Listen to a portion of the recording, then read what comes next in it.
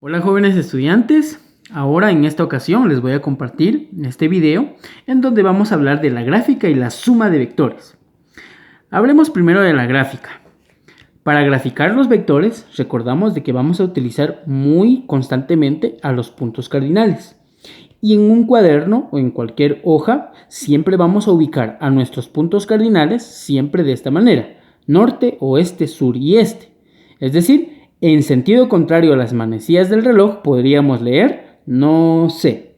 Eso les puede ayudar a recordar, por ejemplo, siempre los puntos cardinales. Tenemos este vector que tiene una magnitud de 40 metros, en este caso hacia acá, que son 4 centímetros, por ejemplo, en escala 30 grados, la dirección norte del este, que es el sentido. Es decir, norte hacia arriba apunta la flecha, del este hacia la derecha. También, para poderlos graficar, vamos a utilizar en un momento determinado los ejes de coordenadas. Es decir, recordamos de que aquí se forman, por ejemplo, 90 grados, 180, 270 y un círculo completo de 360 grados. Por ejemplo, este vector se dirige, en este caso, de norte del oeste. Y si es hacia abajo, sería sur del este. Entonces, esa es la forma más correcta de poder graficar a los vectores. Ahora, vamos a hablar de la suma de los vectores. Para conocer con precisión el vector resultante, en una suma de vectores, debemos aplicar métodos matemáticos. Uno de esos métodos es la descomposición de vectores con el uso del teorema de Pitágoras. Veamos nuestro ejemplo. Dice acá: un móvil parte del punto A y se desplaza 8 kilómetros hacia el norte. ¿En dónde ubicamos el norte? Hacia arriba, claro, por eso lo dejo indicado acá de esta manera. Y 6 kilómetros al este. ¿Y hacia dónde se dirigía el este? Por supuesto, hacia la derecha, y lo dejo indicado de esta manera. Entonces, lo que se nos pregunta es, ¿cuál es su desplazamiento resultante? Recordamos que el desplazamiento lo vamos a ver únicamente desde el punto de inicio del primer vector hasta la punta del último vector, es decir, en línea recta de acá hacia acá. Esa sería en este caso la forma gráfica. Entonces, recordamos de que nosotros podemos trabajar esta gráfica en escala, es decir, cada kilómetro representaría 1 centímetro. Entonces se les recomienda utilizar adecuadamente su regla para poder hacer bien estos trazos, para poder hacerlo en forma gráfica. Entonces vamos a hacer nuestras mediciones y veremos de que acá se forman precisamente 10 centímetros. Forma gráfica. Ahora la forma analítica, si nos podemos dar cuenta, se formó un triángulo rectángulo en el cual se forma un ángulo recto, que equivale a ¿cuánto? En ángulo 90 grados.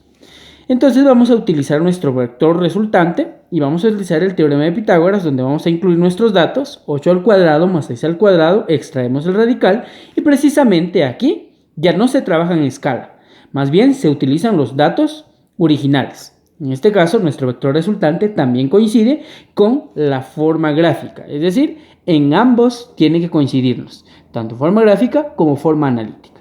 Algo muy importante, la distancia entonces, ¿qué es? Pues chicos, la distancia sería el recorrido completo por el cual este móvil se ha movido. Es decir, los 8 kilómetros hacia el norte y 6 kilómetros hacia el este quedaría en este caso la sumatoria de ambas distancias y me quedaría 14 kilómetros de distancia, pero un desplazamiento de 10 kilómetros. Vamos a continuar con otro método. Tenemos ahora la adición de vectores, pero veámoslo por métodos gráficos. Veamos nuestro ejemplo, esto es muy importante entenderlo. Dice, un barco recorre 100 kilómetros hacia el norte durante el primer día de viaje, 60 kilómetros al noreste el segundo día de viaje y 120 kilómetros hacia el este el tercer día. Se nos solicita encontrar el desplazamiento resultante con el método del polígono, el cual es el método más común para poder resolver este problema. Entonces, lo primero que vamos a hacer es encontrar una escala conveniente. Optativamente puede ser, por ejemplo, 20 kilómetros equivalen a 1 centímetro. Esta sería nuestra escala. Entonces, como se nos dan datos diferentes, los 100 kilómetros corresponden a lo siguiente: 100 kilómetros y en este caso nuestra escala decíamos 1 centímetro, 20 kilómetros. Por tal razón dejamos kilómetro con kilómetro, cancelamos y en este caso me quedaría centímetros. Multiplicamos 100 por 1, que me daría lo mismo, dentro de 20 me daría 5 centímetros de escala.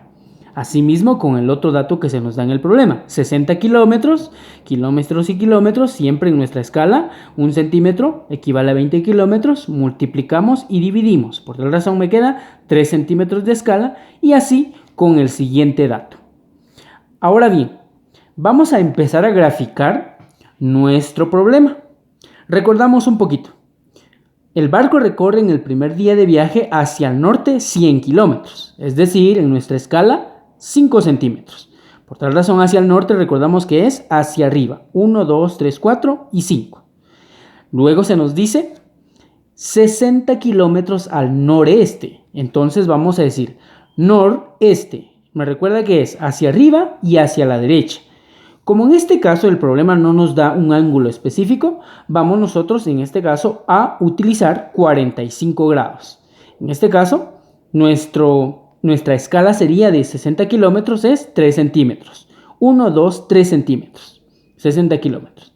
Y por último, dice 120 kilómetros el tercer día hacia, en este caso, el este. Y el este recordamos que es hacia la derecha. Entonces lo vamos a hacer con nuestra escala. 1, 2, 3, 4, 5, 6 centímetros.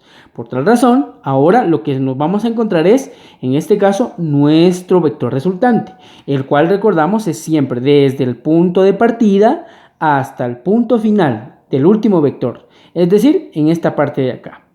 Entonces, al momento de que nosotros hacemos nuestras mediciones bien precisas, recuerden utilizar bien nuestra regla, vamos a realizar y vamos a medir de que se nos da precisamente un vector resultante en centímetros de 10.8 centímetros.